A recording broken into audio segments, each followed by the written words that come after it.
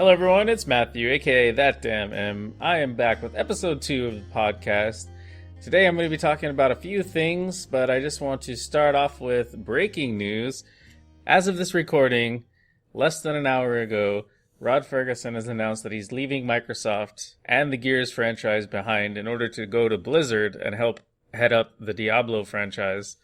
Now, there's already been mixed reactions online. A lot of people are saying it's dumb and he shouldn't do it, but personally, I feel like Rod Ferguson has a history of going to different studios and basically assisting and making their franchises better. He actually had left Microsoft and Gears before to go to, I think it was Irrational Games, to work on BioShock Infinite.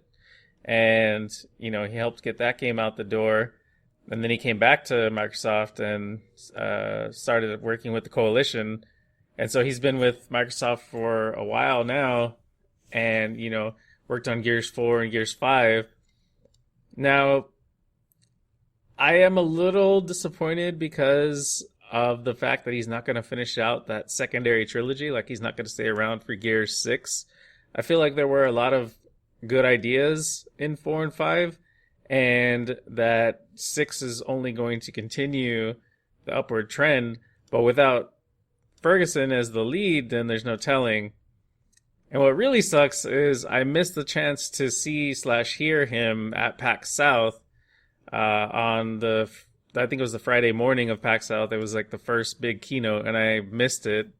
So I don't know if he's going to have a chance to come around and do that sort of thing again, because now he's going to be busy with the Diablo franchise. And the Diablo franchise has been in trouble for a while now, ever since Blizzard announced that Diablo mobile game, maybe it was like 2 years ago, a year ago, something like that.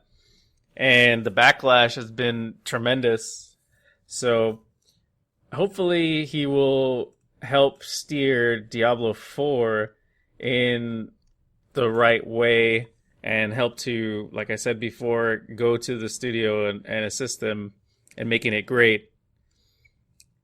I don't know what else they're going to do because, like I said, the mobile game wasn't very good and they're concentrating on 4, but it almost makes it seem like, since he said Diablo franchise and not specifically Diablo 4, that they probably have other games in the works. As Ferguson is leaving, he's actually mentioned also Gears Tactics, which supposedly comes out in March. And so that game is about the ship, and so he's done with his duties there. Like I said, I would prefer him to stay for Gears 6, but I think this is going to be a good thing. We'll just have to see, obviously, but I wish Rod the best, and I look forward to playing his revamped vision of the Diablo franchise in the future. Moving on, I want to discuss Apex Legends Season 4. It just came out yesterday, and the new legend, Revenant, is really, really cool. He's like a spooky skeleton boy, kind of droid assassin. His ultimate death totem is really cool. I haven't had a chance to play as him yet, only play with him on my team and against him. But when Revenant throws out his ultimate, he throws out this totem that you can walk up to and enter I think it was the Shadow Realm or the Death Realm or something like that. And basically, if you take lethal damage, you respawn back at the totem at 1 health. And so if you are strategic on where you place it, you can run out, get killed, respawn, and then re-heal up, and you basically have another life. So it leads to some pretty cool engagements. It actually saved my life a couple of times yesterday when I was playing as Bloodhound. And we actually ended up getting 3rd place, so that was kind of cool. And then also they did a bunch of things because Apex has been out for a year now, and so they're celebrating their 1-year birthday. And so they also added the Sentinel Sniper Rifle, which is bolt action, and you can actually charge it up with shields to make the shots more powerful, but it's just like using the shields, in terms of charging it up, so you have to try and think strategically as well. They also changed the fact that all snipers use sniper ammo, like it's its own type now, like kind of like how Triple Take took energy ammo, that sort of thing. Like there's actually sniper ammo. It's blue instead of green. And then also they changed the G7 Scout from a sniper into an assault rifle. I've not picked it up and used its assault variant yet, but I did get a chance to spend a little bit of time with the Sentinel, and it's actually kind of cool. I can see the strategy behind what they were going for. And so I hope to be able to play as Revenant soon. I need a few more of the legend tokens, but he's next in line for me to unlock for sure. And then I also wanted to take a minute to mention the Disintegration beta. It's going on right now, I believe, in open beta, but I was a part of the closed beta, and I went ahead and uploaded the footage here on YouTube, so there should be a link to that in the description or in the card on screen. And you can check that out if you like. It was pretty fun. It reminded me of, I think it was Hexen 64. Kind of like you're just like ship combat, like sci-fi, floating around. You have different, they call them crews, but basically classes and characters that you can choose from that have different weapons.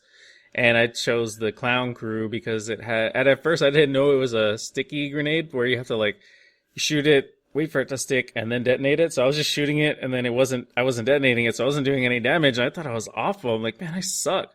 And then I saw on screen that it said to push the Q button, and then I'm like, what? And I did it, and then some stuff blew up, and I'm like, oh, so I am kind of dumb.